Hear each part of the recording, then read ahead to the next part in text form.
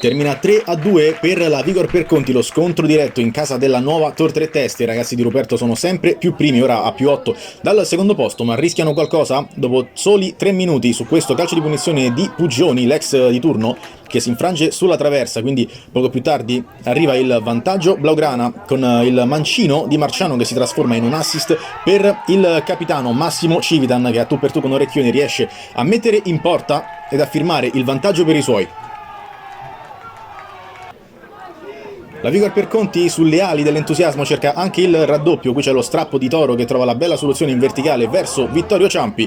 Il diagonale del numero 11 però esce di pochissimo al lato del palo, quindi su questo tocco di mano da parte di Greco in area di rigore arriva il fischio del direttore di gara, che concede quindi un calcio di rigore. Si occupa della battuta Diego Traunini, che raggiunge la doppia cifra spiazzando in giugno e firmando subito quindi il pareggio per la nuova Tor Tre Teste.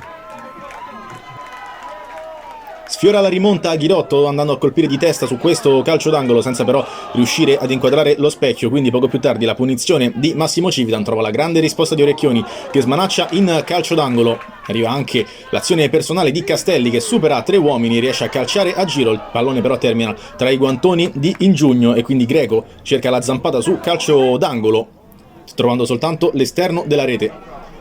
L'ultima occasione del primo tempo è per Salvatore che non riesce a calciare con la giusta potenza, quindi all'inizio della ripresa Traunini si prende i riflettori, cerca subito lo strappo appena dopo il calcio d'inizio, Pugioni mette palla in mezzo, cerca di liberare come può la difesa della Vigor Perconti ed arriva la magia di Diego Traunini che firma la doppietta e firma il 2-1 per la Tor Tre Teste con un grande destro al volo, non può niente questa volta Matteo Ingiugno. 2-1 Tor Tre Teste.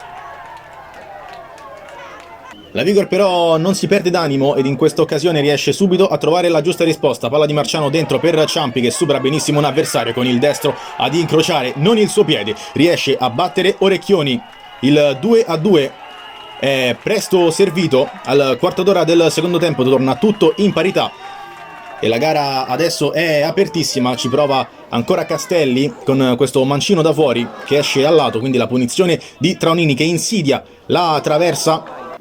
Quindi risponde la Vigor Perconti con il colpo di testa di Marciano che viene facilmente bloccato dal portiere. A 10 dalla fine c'è la gemma che decide l'incontro. Ciampi dai 20 metri cerca questa traiettoria, la palla sbatte prima sulla traversa, poi su Orecchioni e quindi si insacca. È 3-2 per la Vigor Perconti. Decide il mancino del numero 11, infatti poco dopo arriva il triplice fischio dell'arbitro. È estasi blaugrana al Di Bisceglia. Sale a più 8 sulla diretta concorrente la formazione di mister Ruperto. Si ferma la striscia dei risultati utili della Tor Tre Teste.